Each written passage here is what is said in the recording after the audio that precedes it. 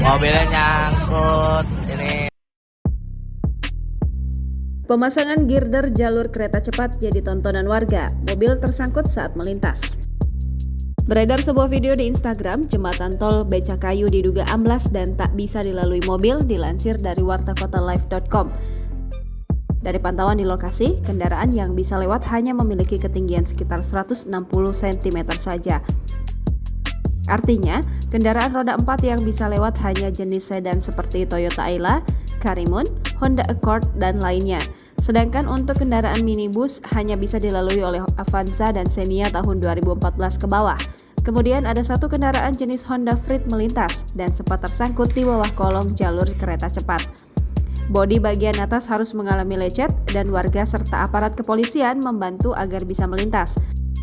Sejumlah orang kemudian naik ke dalam mobil supaya berat mobil ini bisa menurunkan tinggi agar dapat melintas.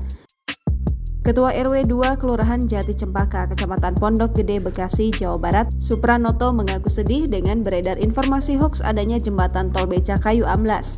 Padahal, tol Becakayu bukan berada di Bekasi, tapi ada di kawasan Jakarta Timur, tepatnya di Kecamatan Durensawit.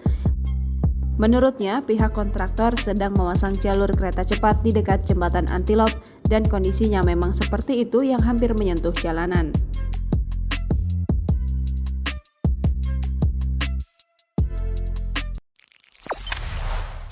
Jangan lupa subscribe, share, komen, dan like ya!